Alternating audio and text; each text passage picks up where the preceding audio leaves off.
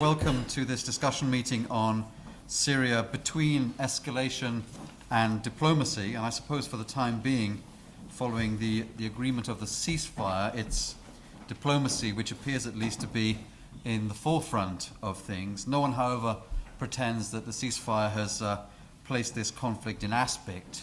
It does, though, provide, both for actors as well as analysts, an interlude in which to assess the conflict and to try to trace its trajectory. And so what we're going to be doing this morning is going through the analytical exercise of, as it were, holding the conflict up, rotating it, looking at it from all of the most important dimensions and angles. And Emil Hokayem, our senior fellow for the Middle East, based in our Middle East office in Manama, is eminently equipped to do this. He's been following Syria for us in detail. I'm tempted to say in agonizing detail. He's the author of an Adelphi book, Syria's Uprising and the Fracturing of the Levant, in 2013, which I think was one of the most authoritative, as well as one of the earliest detailed assessments of that conflict and all of the ingredients that we're seeing take shape at the present time. So I'm going to ask him to speak from the lectern. He's going to give us, during the course of his remarks, a sense of the situation on the ground, the objectives, the strategies and the actions of all of the participants to the conflict, and then trace for us how things may play out and with what consequences for the region and for the rest of us. So, Emil, over to you. Since 2011, there has been an insistence shared by me and others that there was no fundamentally a game changer in Syria, that we should not think in terms of one big factor that would change the trajectory of event, that the various sides would weaken or strengthen at time depending on local mobilization, external support, etc. And that essentially the conflict, international actors were secondary to local, transnational, and regional actors.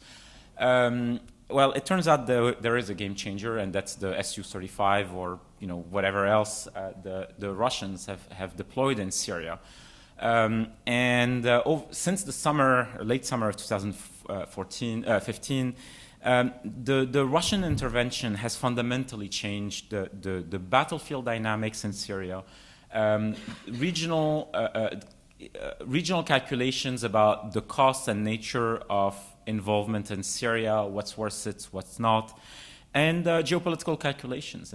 Today it's undeniable that the Syrian conflict has become internationalized. Now, it's worth remembering that there were US officials making the case that Syria could be contained and was contained, and then suddenly, Syria affects EU cohesion. It's the largest humanitarian crisis of our times. It is reshaping the Middle East orders in ways that had not been expected by those who thought that somehow Syria was a less important conflict than Iraq, largely because Western countries were directly involved in Iraq. So in their own head, Iraq was a more important crisis, a more important conflict. Well, in reality, everything is changing in Syria. I'm not saying that one is not important or not. They're both obviously linked in many ways.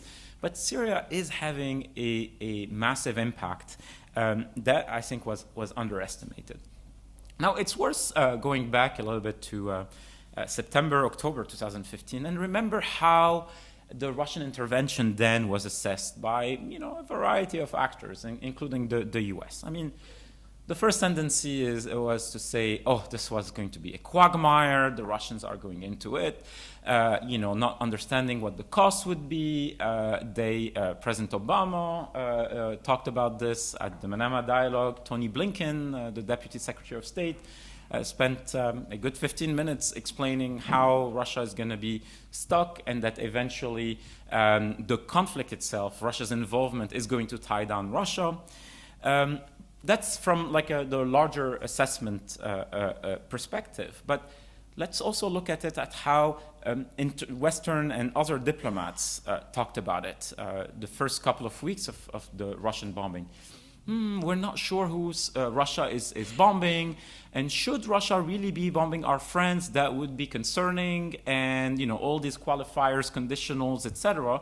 And in the meantime, Russia was going about its business because it knew what its objectives were and it had resourced them. We've underestimated Russian military power.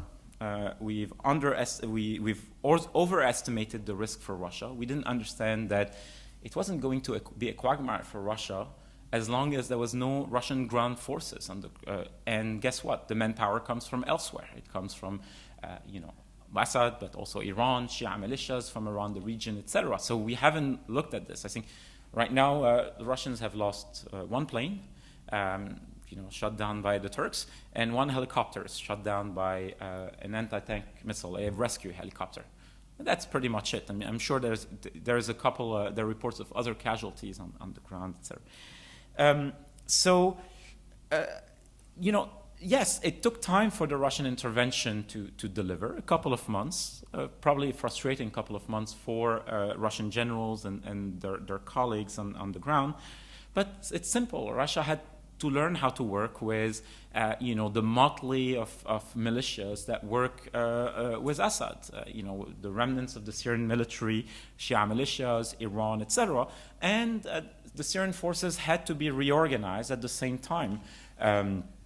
So it took a couple of months, and I still remember headlines in newspapers saying, "Oh, Russia is stuck; it's not working." I mean, almost every paper runs something like that.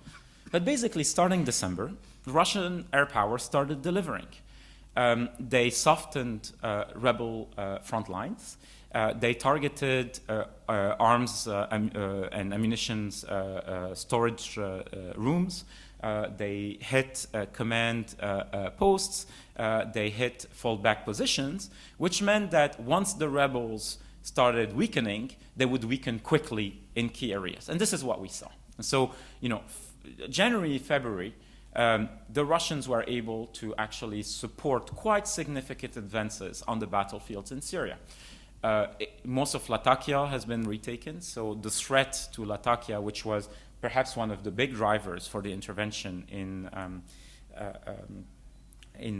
the summer, was almost cancelled altogether.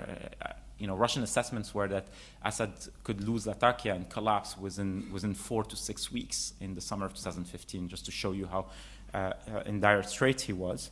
They made, and most importantly, I mean, they started retaking and really weakening rebels in and around Damascus. And finally, which I think is the big strategic prize, they were able to make very significant advances in and around Aleppo, cutting the Azaz corridor that links the Turkish border to the city of Aleppo, and which was like the main conduit for arms supplies, humanitarian food deliveries, etc. And essentially, today, I would argue that as far as Assad is and Russia are concerned, those gains are strategic, and the question is how to lock them in, militarily and politically. And this is where Geneva and the ceasefire, the cessation of hostilities, come in. But I'll get to this in a second. What happened at the same time is that is a U.S. rethinking on Syria. The U.S. was never fully involved or didn't really care about this one. There's what I call calculated dithering. The U.S. administration made up a lot of excuses, reasons not to take Syria more seriously. I think they got it entirely wrong. I will use my trademark sentence to say U.S. policy on Syria is bankrupt at every level. But perhaps it made sense from the perspective of U.S. interests, except that it's not necessarily aligned with U.S. rhetoric. But what happened in the meantime is that the thinking in Washington is let Russia own this conflict for good or bad. If it's a quagmire, our geopolitical rival is stuck. If it's not, well, let them manage this basket case. Washington doesn't like this war, and it feels that the whole struggle against Assad is a diversion from the fight against ISIS. So essentially, they didn't want to take ownership on it. The net result is the de facto US acquiescence to Russia politically and militarily in Syria, where essentially Russia focuses on Western Syria and the US focuses on Eastern Syria, i.e. ISIS. In December, John Kerry made that statement, which I think is worth quoting. We see Russia fundamentally very similarly as the Russians. I think we want the same outcomes, we see the same dangers. That's quite a policy statement. Seeing how a couple months ago, supposedly before, they were totally upset with the Russian escalation and so on. What this meant practically is a US military and political de-escalation in Syria. So first, you reassess the political objectives. So, Assad no longer has to go at the beginning. He may leave at the end, or actually, as John Kerry said, we are not looking for regime change. All these, shifting the goals, on the political level. Also, agreeing with Russia to come up with a list of terrorist groups in Syria that would be fair game to target or exclude from negotiations. That came in the Vienna statement, and I want to just spend a second talking about this. Essentially, the member countries of the ISSG agreed to come up with a list of terrorist groups in Syria. Now, and those groups would not be part of the diplomacy, and they would be fair game for bombing. Problem, I think, at this point is that everyone in Syria is a terrorist. Everyone has committed awful acts, regardless of where they are on the spectrum. Rebels, jihadis, certainly, Assad regime, etc., or Shia militia supporting the regime. Why do you want to get into that game? At least, Jabhat al-Nusra and ISIS are internationally designated by the UN Security Council. Now, if you're trying to get to a de-escalation and a political process, you need to get as many groups as possible inside the tent. You need to incentivize them to stop the violence. And that goes for everyone. Whether Ahrar al-Sham or Hezbollah or Asa'ib Ahl al-Haq or whatever. But that was, yet another, I would argue, Russian victory in the political sphere. And the US was like, yeah, we care about fighting ISIS and Jabhat al-Nusra, so we'll agree to anything as long as those objectives are recognized and depend. So what happened in terms of military and political de-escalation here is that there was pressure on the rebel groups to first tone it down, just accept the design of the new transition where Assad could go sometimes in the future, whatever. Pressure for them to show up at Geneva, to endorse in Vienna, to endorse the process, etc. And how do you go about pressuring them? You cut arms supplies. You de-escalate. And what you do in the process is that you actually expose rebel groups which are fighting on the ground and are exposed to increasing Russian bombing and Assad advances to the fury of Assad and Russia. So just as Russia was escalating, the US was de-escalating, and that was having an impact on the ground. This is totally corroborated by rebel commanders on the ground who say that the quantity of weaponry has really dropped. Why is that as well? Because there was in parallel pressure on Saudi and Turkey to lower their support for the rebels. So essentially, the U.S. was discharging itself from the Syrian burden at that time. The U.S. goals were understandable. First, reduction in violence, given how intense the conflict had become, and because of the outcry in Europe and elsewhere about nothing being done, given the refugee crisis, given the Paris attacks, etc. The dual fear of refugees and terrorism. And at the same time, I think Obama felt some pressure that, at least let's put a process in place. Geneva, etc. Obama, I think, doesn't want to leave the presidency without having something on Syria. Even if it's just merely a process. But there was no more insistence on Assad's exit. That was a preference, not a policy. it would be good if Assad went, but that we're not going to make this the top issue with the Russians because we need them, because they own the process. So we ended up with a make-up-as-you-go policy on Syria, or the way I describe it is Kerry's Inshallah policy.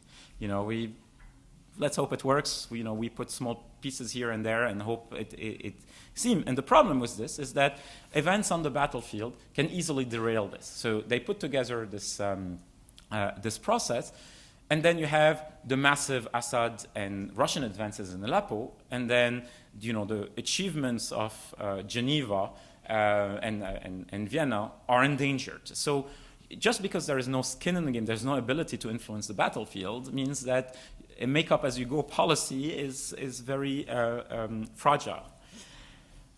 What is the net result for Russia here? Is that first, Russia has been able to secure Assad in western Syria, useful Syria, whatever you want to call it.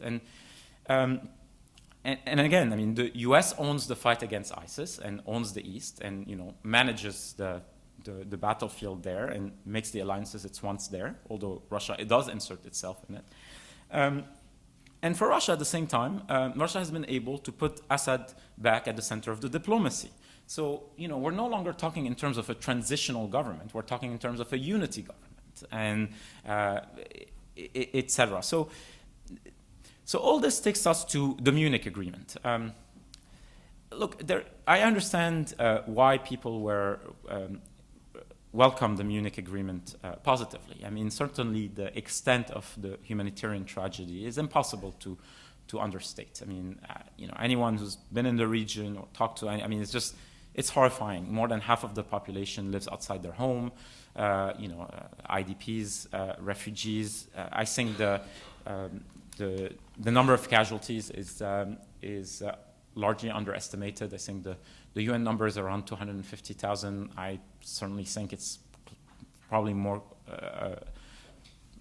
400 something. The devastation is massive. So the humanitarian impulse is totally understandable. We want a reduction in violence, and we want humanitarian supplies to go in. Except that humanitarian assistance has become a weapon in the hand of the Assad regime, despite several UN resolutions that had been passed in the past, UN 2165, etc., that allowed the UN to just go and deliver unhindered. But these were not applied. That's because largely Russia agrees to this resolution to bring down the pressure internationally, and then doesn't apply them, and then facts on the ground dictate whether this can happen or not. So since the cessation of hostilities has been agreed to, what is the humanitarian upside? 250,000, around 250,000, probably 300,000 at this point, Syrians received aid, some in the regions that the Assad regime besieges. Approximately 1.5 million people are still waiting for it. According to UN people, they will get something by the end of the month. But when we say they get something for a week, and they don't necessarily get everything they need. So it's very selective. Now, let me tell you what I really think about the cessation of hostilities. It's not a cessation of hostilities. It is a reduction in violence. And one has to be quite dishonest when one looks at the situation in Syria not to see that bombings are continuing, advances, etc. So the key word here is reduction. The cessation of hostilities is basically the continuation of the Russia-Assad strategy by other means. It basically is a cover for select Assad and regime advances in some places. Assad is pushing hard in Latakia and moving into Shur as we speak. That has happened. And by the way, regime outlets and Russian outlets boast about those successes right now. As the cessation of hostilities is supposed to happen. Same thing in Eastern Ghouta. There has been advances. Same thing in Aleppo. It is continuing, and these are not like localized battlefield escalations. These are at times, not at times, quite often, planes taking off and bombing. So there is a centralized decision somewhere to do it. So we have to be honest about what this is. This is not a cessation, this is a reduction in violence. Now the problem, when it's a reduction, is that it comes with very perverse effects. So let's think that and I'll get to the Jabhat al-Nusra and other dilemmas a bit later, but I want to look at this aspect, the perversity of this reduction in violence. That once fighting stops, and by the way, there has been a qualitative decrease in violence, I'm not denying this, but once that happens in a certain region, the cost of resuming combat becomes too big, because as long as you're fighting, you can accept fighting the next day.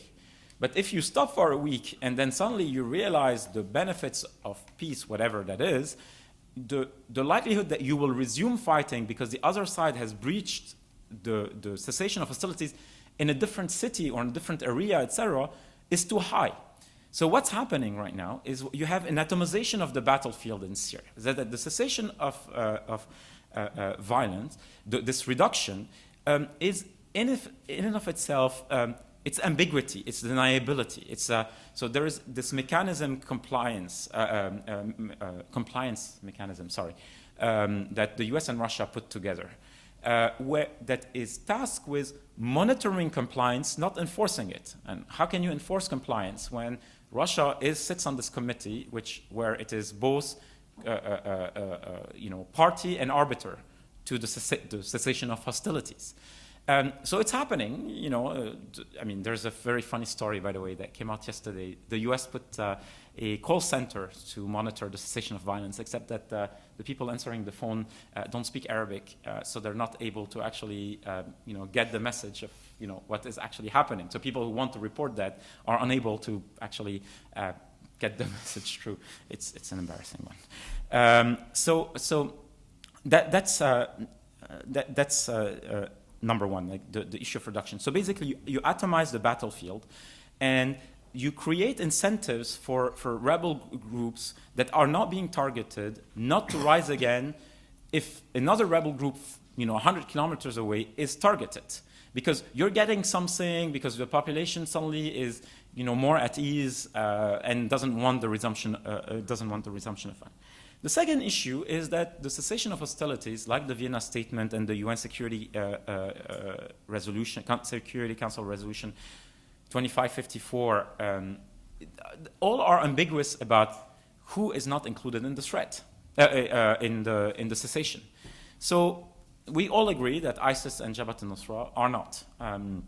But there is another word in the wording, and others who are associated. Well, others is as ambiguous as it gets. You can, define this the way you want, and certainly Russia and Assad have and Iran have a very wide definition of what others and terrorism means. And this has continued. There are groups that are not involved with Jabhat al-Nusra or ISIS that are being targeted. The neighborhood of Daraya is a very good example. There is no ISIS, there is no Jabhat al-Nusra there, So that has been a huge issue. And what does this allow? It allows Assad and Russia to pick rebel groups one after the other in where it matters. Because there is no longer I'm not going to say a nation-wide, but region-wide battlefields anymore. And that's what the cessation of power, of hostilities does. There is another aspect to that, the US. The US, despite what John Kerry says, has no plan B. If one thought that the US had a plan B, the smart thing to do would have been to go to Vienna or Geneva or Munich with a plan B. And if it doesn't work there, you say, hey, we have a plan B and we're going to implement it, not allude to it because, that's too much ambiguity and so on. But the US doesn't have a plan B. It's not ready to escalate. We can argue whether this is the right thing or not from the perspective of US interests. So essentially, the US is okay with the reduction in violence, not the cessation, and it has every incentive at this point to minimize, rationalize, or even justify violations of the ceasefire, of the cessation of hostilities, because it has no other option at this point. I mean, I'm sure there are mid-level bureaucrats in Washington like writing down options, etc.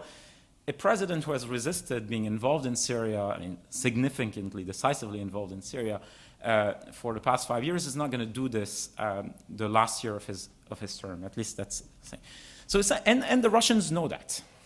So what does this mean, like, in terms of the battlefield? Look, Russia and Assad, as I said, have achieved significant military objectives, but not all of them. What they need to do in the short term is to seal the Turkish border. And that basically means continuing the campaign in Latakia and prioritize Idlib. Because the last supply lines to the rebels from Turkey comes through Idlib. They also need to help the YPG, the Kurds, take what's left of rebel-held territory in the north, Azaz, Marai, and they just took Tal Abyad and so on. So that's military objective number one. Military objective number two is to continue securing southern Damascus and the areas around Jordan. And they have made a significant advance there, Sheikh Miskin. So basically they cut the road that would have allowed the southern front in the rebel southern front to move and put pressure on Damascus. And they want to put pressure on Damascus to force the regime to de-escalate or shift resources from the north to the south, so the north is a bit relieved. But there are also strategic objectives. And I would say the first strategic objective from a Russia perspective is to entangle the US in military coordination. And I'm going to explain how, but I want to explain why first. When you entangle the US in mil-mil coordination, what you do over time is you are able to shape US strategy in Syria, military strategy, which is the only strategy that is at stake.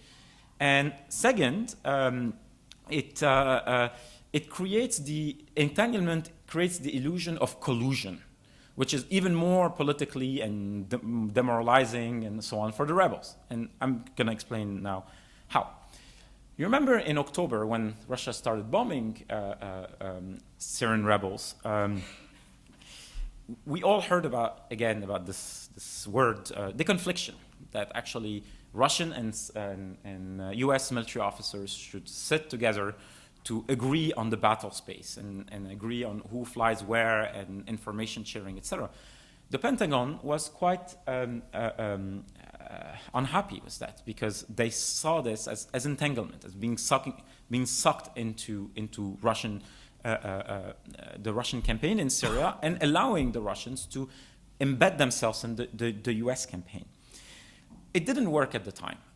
Right now, with the ceasefire, there is a new attempt of doing this. Basically, the Russians are saying, if we want to implement the ceasefire, US and Russian military officers need to share maps, agree which group is where and what, and so on. So there is an expectation, and by the way, it's kind of happening, that the US is going to share data, intel, information about the battlefield with Russia, which Russia can use either to bomb or to blackmail or to coerce, etc., rebel groups. So entanglement, and this is strategic. This is not something that we can dismiss because if the approach is military heavy, especially when it comes to ISIS, once you embed yourself in that pillar of the policy, then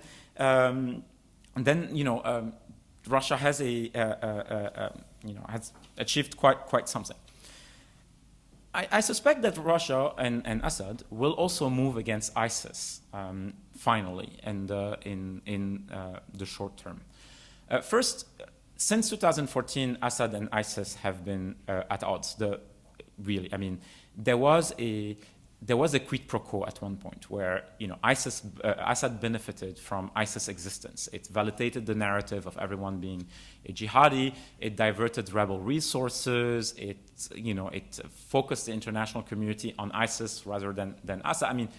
All this ground has been covered, but things have fundamentally changed at this point. And most recently, ISIS has mounted. Assad's forces have actually pushed into eastern Aleppo province and north against ISIS. And ISIS has fought Assad and has actually cut a very important supply line in, I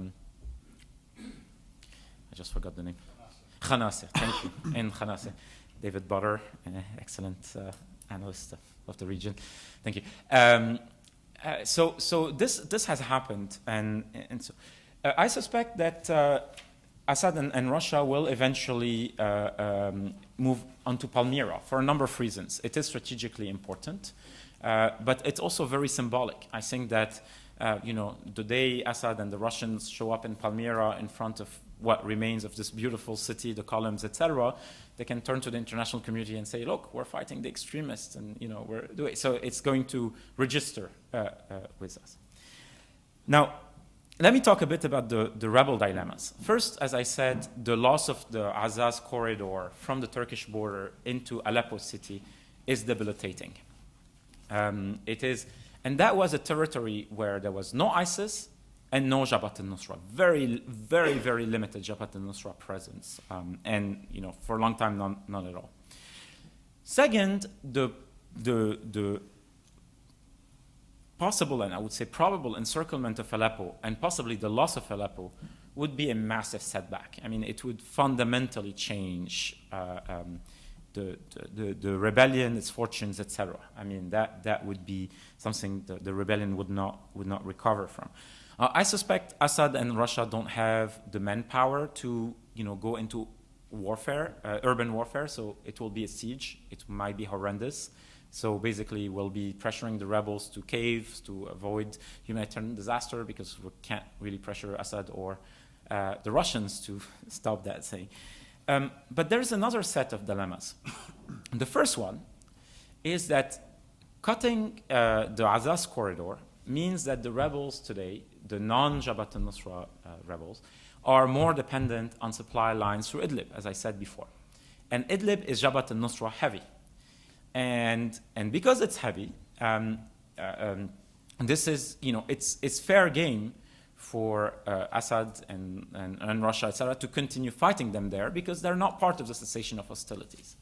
So, there won't be a lot of protests if they do that. So what is going to be affected? The supply lines to the mainstream rebels. And by the way, there's lots of them, despite all the talk and whatever. They are still a lot of mainstream rebels, Islamists and non-Islamists, that we should have taken seriously for quite some time now.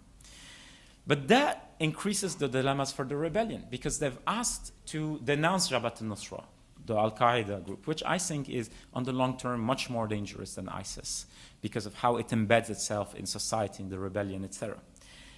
But look at how the rebels assess their situation. They're basically saying, look, Jabhat al-Nusra is on the ground and it's trustworthy, and they're fighting the same guys as us.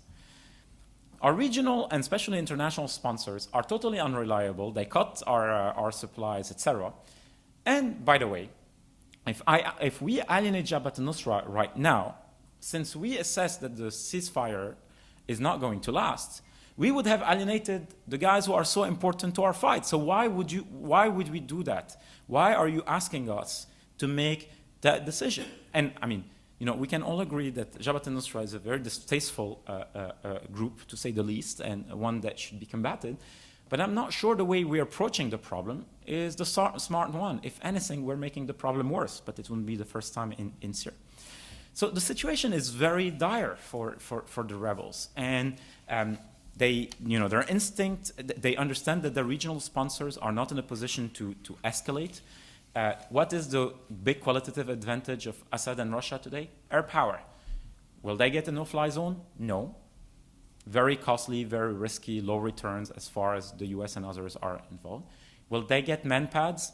No. Manpads were pushed out, were not an option for the US and others earlier, when the risks were very manageable and there were like creative solutions to introduce that just against the Assad Air Force. So to do that against the Russian Air Force is really putting this fire. So Russians, regional support for the rebels and is not going to fundamentally change battlefield dynamics.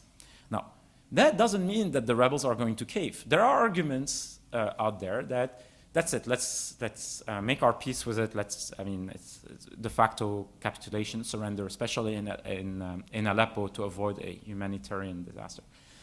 From the rebel side and others, this is to say, you know what? At the end of the day, what Russia, Assad, and Shia militias are doing is a de facto occupation. They have the manpower to fight on the front lines. They have air power, but who's going to control the ground? So we have to shift to more guerrilla tactics. We should no longer control territory. So we should, hit supply lines. We should really evolve in how we're fighting. And you know what? It makes sense from their perspective. I think the cost is very high, and I think that there is a real risk that the civilian population is not going to go along with that. But these are the ideas that are being examined. I spoke a lot, so I'm going to end here. I could say a lot more, but thanks a lot, and I look forward to the questions.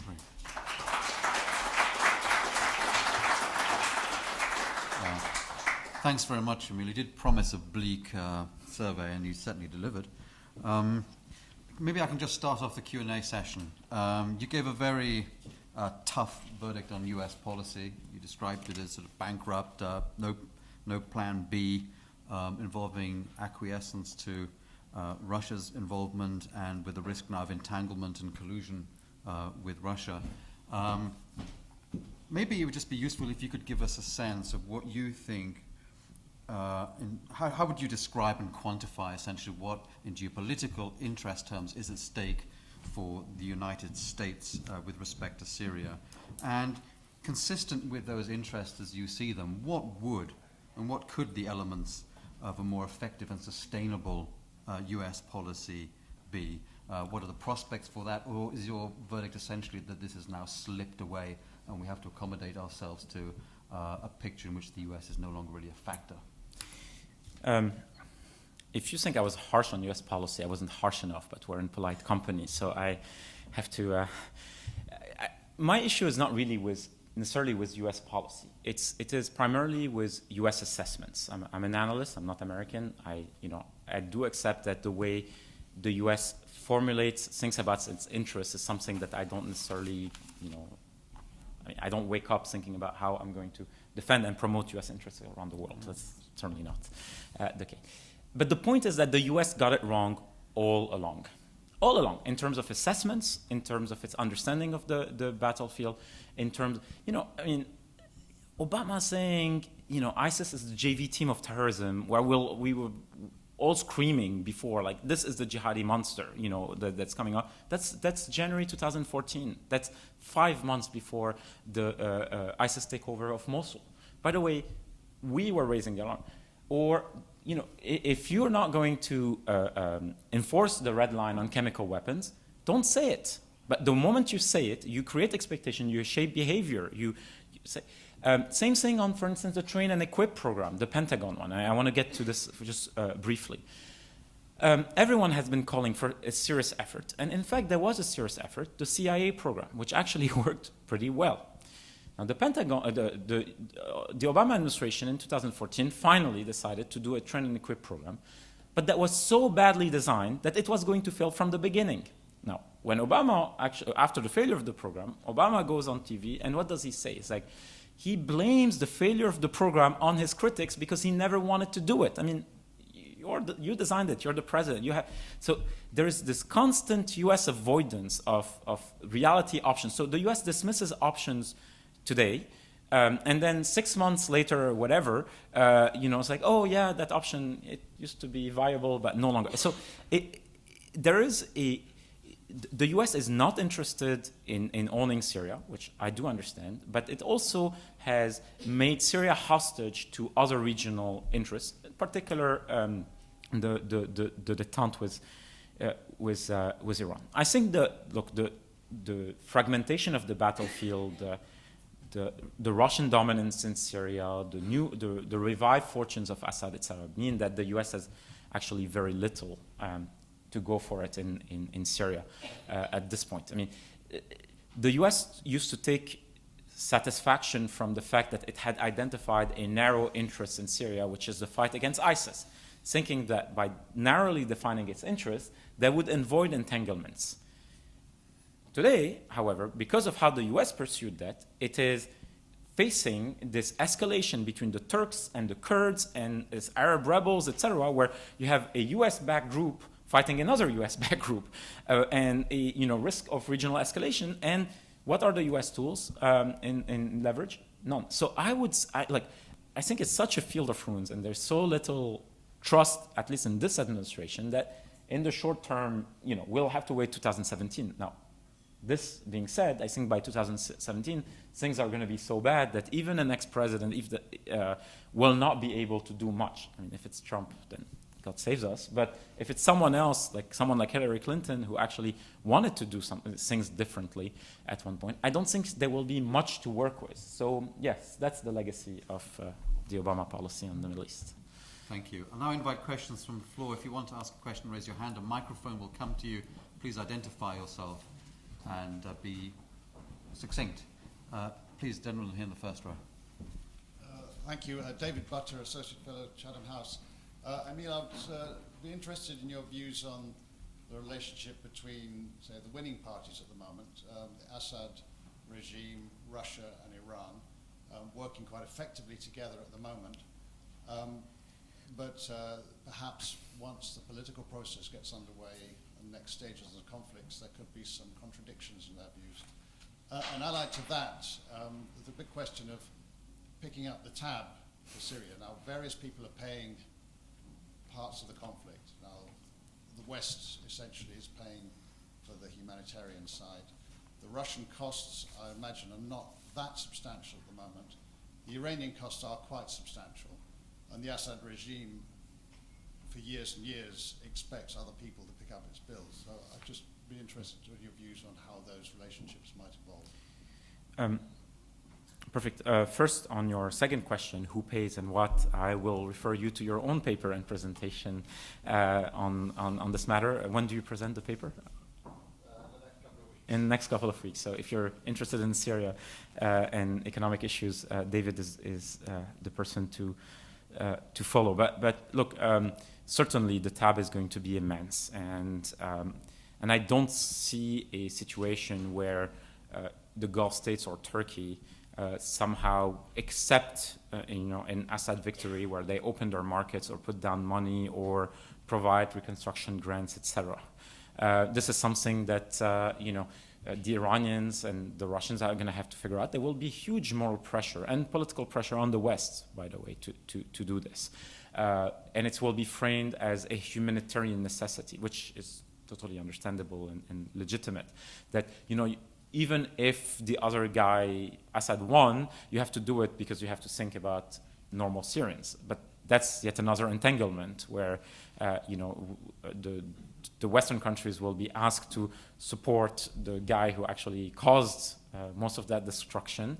And I mean, it's a kind of reward, and we'll be entangled. And if, and I would say when this conflict restarts, because I don't think that whatever is going to be agreed is going to be sustainable, then the West will be decisively be on Assad's side, and whatever other jihadi monster emerges from all that is going to be yet another threat to consider.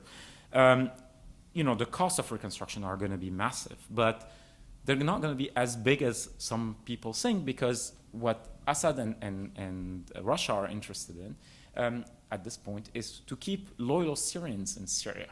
And those who are disloyal, they can lose their house, they can move away. I mean, the humanitarian tragedy is not the unfortunate outcome of the fighting. It's a very deliberate strategy by the regime and Russia, etc., to shift the burden of the civilian population, etc., onto rebels, neighboring countries, UN agencies, Western countries, etc. I mean, we can't.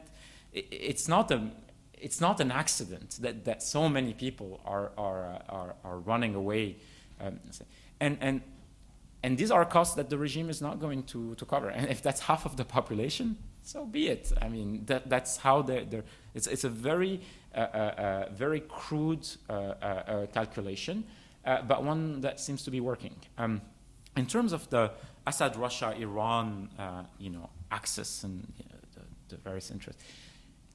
Look, they're not 100% aligned, right? But it is very unclear who has, decisive leverage when on what. So, for instance, there is the sense, Tony Blinken at the MD made the case that Russia's intervention in Syria is going to give Russia greater leverage over Assad, and over time they'll push Assad out. Well, perhaps over time, long term. The point is that in the short term, if anything, it's actually Assad who feels more confident because he's saying that the Russians are stuck by him. There is no alternative right now. He doesn't have to compromise. He's basically, he made a speech a couple of weeks ago about how he's going to reconquer all of Syria. And then I think it was Shurkin, the Russian ambassador at the UN, said, no, we don't like that. But if you're going to rebut Assad on something that is strategic, why the irrelevant Russian ambassador to the UN? Get somewhere higher up, Lavrov, someone who, well registered. Or a week ago, Assad announced that he would hold legislative elections in Syria in a couple of months, which goes against the UN Security Council Resolution 2554, and the UN's and Russia still said no, that doesn't align with our vision of the process. But still, so you see frictions. What I mean is that there is no clear sense of who has decisive leverage. Look, on for instance, the issue of Assad and Iran.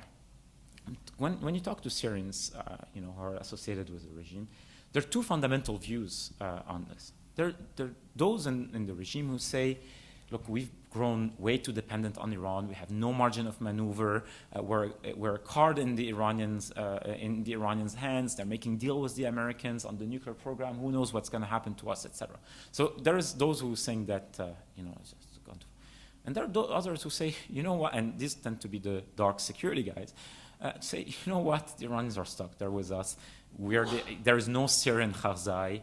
It's us. They put all this. If it's not us, it's not an investment, it's a sunk cost. So perhaps, medium to long term, they may be a replacement, but that's not the issue. And they feel that actually they have leverage over Iran. So you have one group of people inside the regime who thinks Iran has greater leverage over them, and another group that actually thinks they have greater leverage over Iran. So this is very fluid. I'm struggling with this, and I don't want to call it one way or another on any of those relationships. Perhaps the political process will clarify this, and that's a number of analysts, including Sam Sharap here at the ISIS and whatever, have made the case that the political process should be a way to create a wedge between Russia and Assad. I don't buy it for a second, with all due respect to all these analysts. I don't think this is how it's playing out at this point. Thanks. Gentleman in the third row here to my right. Yeah, thank you. Rashad Qattan, I'm a Middle East analyst and a Syrian national. I've got two questions. One, how do you see the role of the Kurds, especially the Syrian Democratic Forces, on the battlefield, and how would that translate politically? And how Turkey might see it in terms of its relationship with the US? The second question, how do you see the recent actions of Saudi Arabia and behind it the GCC against Hezbollah in Lebanon? Do you see it as a way of Saudi Arabia losing leverage in Syria and they want to shift to Lebanon as a next flashpoint?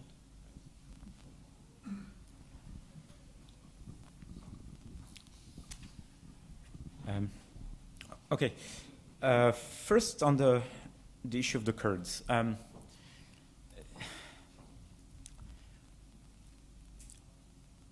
Everyone has a lot of sympathy for Syrian Kurds because of how much they suffered, and in fact, if anything, at the beginning it was,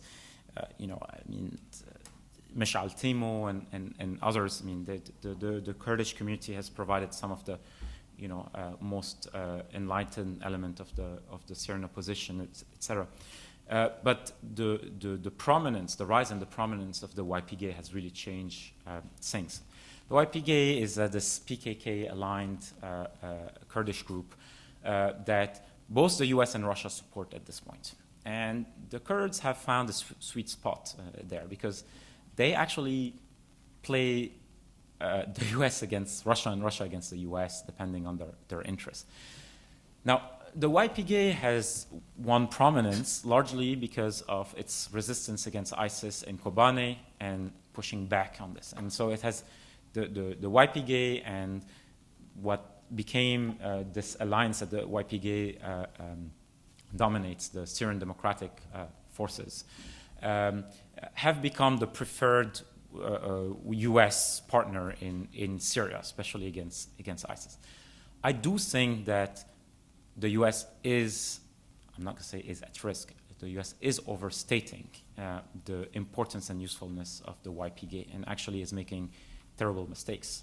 Spot the pattern here. The YPG is, so, I mean, I understand that the fight against ISIS is the dominant concern. So the YPG looks very effective. But I want to put things in context. In 2014, mainstream Syrian rebel forces expelled ISIS from 3 provinces in 5 weeks.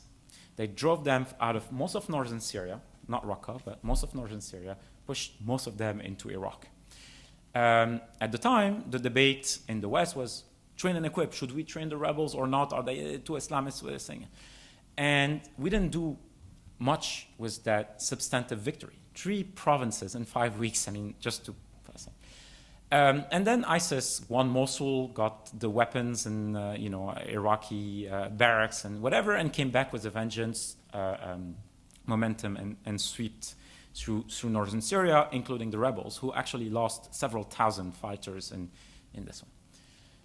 Then comes Kobani, and that's the Kurdish moment in Syria. Now, so Kobani was in late 2014, the fight. So it took a year and a half for the Kurds to reconquer approximately 1 province in Syria with massive Western air power, military assistance, intelligence, and so on. What the Syrian rebels had done in a shorter period of time without all that. Now, in our imagination, I mean, I read op-eds and I read other things, Kurds are described as the most effective force against ISIS. I'm like, yeah, it depends on the time frame you use and how selective you are. No, the most effective force against ISIS are the local Sunni Arabs who need to be mobilized again and take on this jihadi monster themselves. They have, those mainstream Syrian rebel groups have the human intelligence, the ground understanding, the legitimacy, the credibility, the numbers to do that. But the Kurds have become the favorite one, and the Kurds are pushing their advantage. Now, do they want to go to Raqqa? Probably no. They tell you. I mean, they'll do it because the Americans ask that, but they don't even want to occupy Raqqa. Like, why should they spend manpower on this? They're interested in creating a contiguous entity all along the Kurdish border. And this is what they're doing right now in Azaz, to link Azaz and Afrin, which is their small statelet to the west, and then squeeze ISIS from Azaz east and from Jarablus west, and establish that territory. I mean, I understand the military calculation. I understand that they see this as a moment of opportunity, but I would say that the long-term costs for the Kurds are going to be very high because there is an amount of distrust from the local population that is just growing. It's classic case of overreach. They could have done much better and done something more sustainable, I think. Hezbollah, Lebanon. Look, I think it was in the making. I mean, for a very long time, the Saudis were understanding of Lebanese politics and the complexities, and they would fund Lebanon directly, indirectly, for whatever reason. After each war that Hezbollah would start. The thing is that Hezbollah is seen, understandably, by the Gulf states as a security threat. It is involved in Syria, in Iraq, in Yemen, in other places. It's fight them directly. The issue of Mughassil, the Lebanese Hezbollahi, the Saudi, who was behind the Khobar bombing, and so on. I mean, it's undeniable. Now, is it an escalation? It is an escalation. It's a very serious escalation. I think Lebanon is massively dependent on the Gulf for its economy, for political support, etc. I think there are around 650,000 Lebanese who either live or trade with the Gulf on a daily basis. I mean, the remittances are key for the Lebanese economy. If Lebanese banks are prevented from operating in the Gulf and whatever, that would be, I mean, you already can't trade with your southern neighbor, Israel, for understandable reason. Syria is total chaos, so you can't trade, much to the east. One of the main sources of remittances is just drying up. Oil prices are going down already, so it's affecting. I think Lebanon is in the eye of the storm. The thing with the Lebanese is they are very complacent. We call that resilience. I call that complacency. They basically thought, because we survived difficult times before, we'll survive the coming ones. And I think this is a very different moment in regional politics. And I think I'm very concerned. I don't think the system can take it. I think the Saudi move is going to be counterproductive, to be honest. I think ultimately it's going to play in the hands of Hezbollah and Iran, because the argument now inside Lebanon is to say, look, the Iranians, they stand by their friends in good and bad times. The Saudis, at one point, decided that the game is not worth it anymore. They're pulling out. Who wins? Hezbollah is politically and militarily dominant. They're the ones who are blocking the election of a president in Lebanon. Totally undeniable. So I think it's a counterproductive move. I understand why they did it, but I don't think it will amount to something good for anyone. Thanks. We're running out of time. We have time for 2 questions, if they're brief, and they'll both come from the very back of the room. There's a gentleman seated in the last row of seats on my right, and then immediately behind him, already brandishing a microphone, will be our last question. Gerard Russell of Pall Mall Communications. Emil, thank you very much for the talk. Could you take us a little bit in more detail, if there's time, through ways in which, since the reduction in violence began, how has the regime made its gains? I mean, you described that in Aleppo it's made gains. It sounds as if those were at the expense of, if you like, moderate forces such as the Free Syrian Army, not al-Qaeda.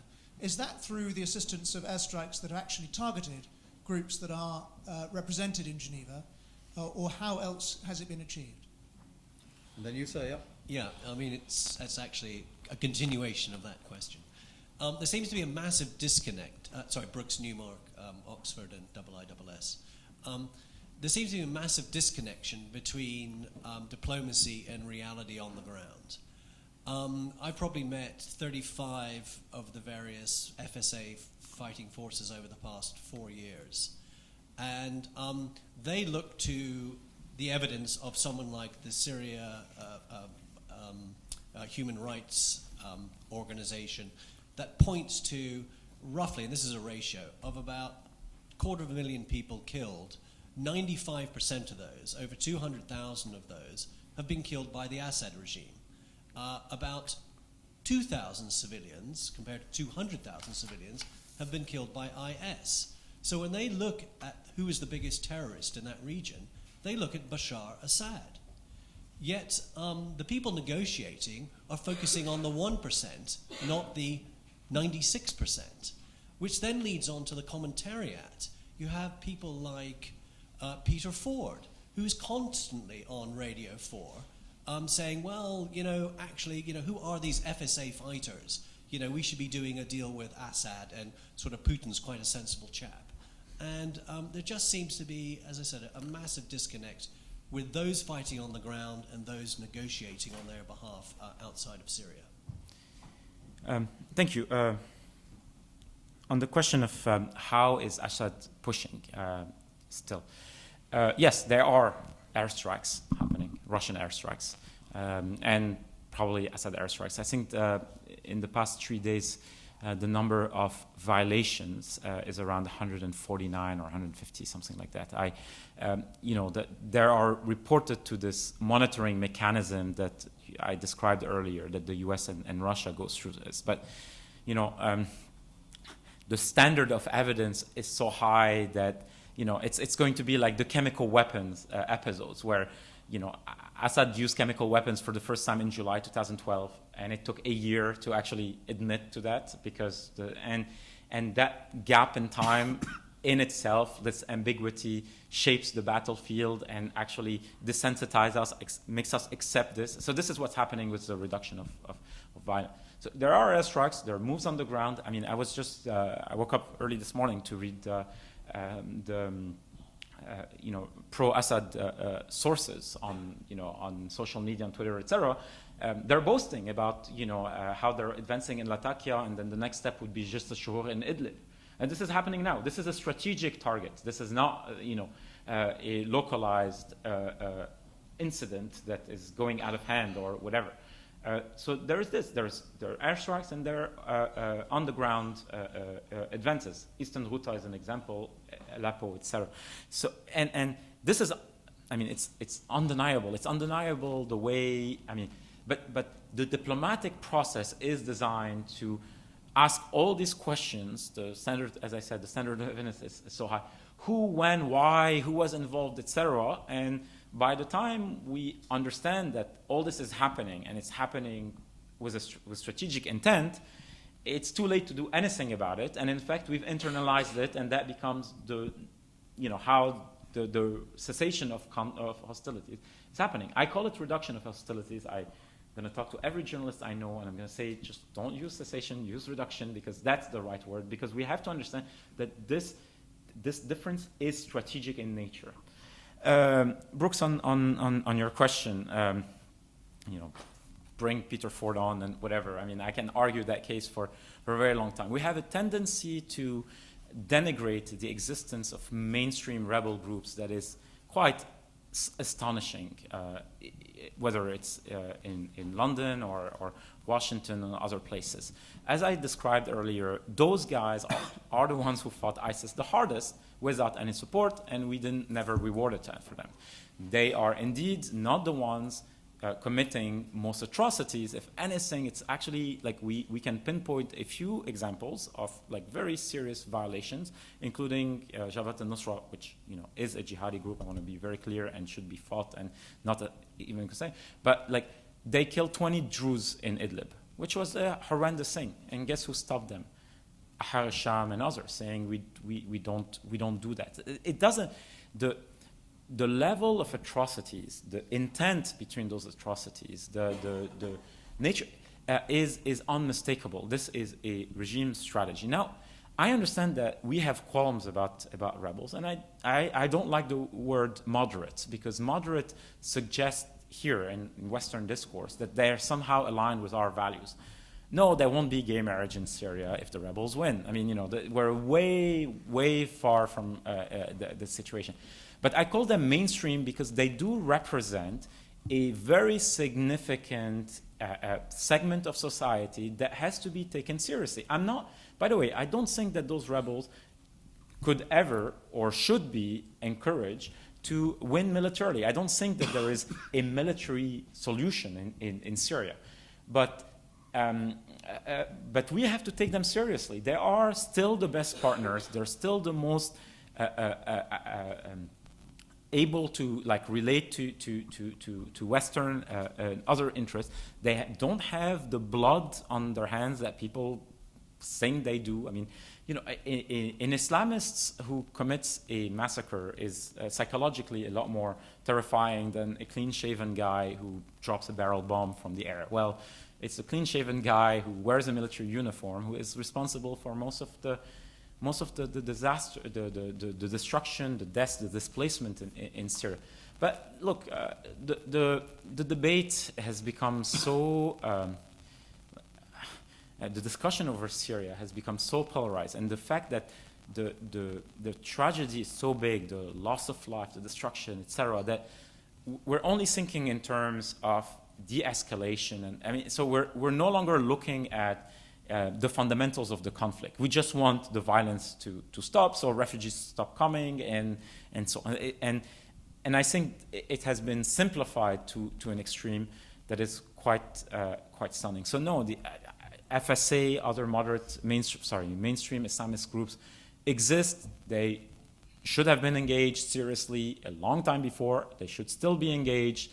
Peter Ford is wrong, and many others with him on that one. When the British government put out the statement that there were 70,000 moderate fighters in Syria. First, I don't like the word moderate, I just said it. Second, I actually largely agree with that number. I'm not the only one. Charles list, I can make a list of 20 Syria analysts who follow this conflict on a daily basis who will tell you that. Now, the problem is that you cannot mobilize the 70,000 at the same time. And then there are success stories in terms of rebel groups that turned into nightmares, like the Southern Front. The Southern Front is this alliance of rebel groups in southern Syria who have behaved extremely well on the ground, no atrocities, have held ground, have prevented ISIS or Jabhat al-Nusra from deploying in the south, on the border with Israel, with Jordan, etc., and so on. And they still have seen their weapons cut and funding go down, etc., because the U.S. was de-escalating. And they are, by the way, I'm not going to call them secular. They are conservative tribal fighters, but they're not Islamists. And they're being targeted by the Russians and others. But somehow we have just decided that that was an inconvenient fact. It permeates the debate over Syria. Hopefully my next book on Syria will examine all this. But I think it will be just simply too late. We just made way too many mistakes along the way, and I don't think much is salvageable. Okay, it goes without saying that we're going to return to this issue, and we fully expect it to be prominently addressed at the 2016 ISS Regional Security Summit, the Manama Dialogue.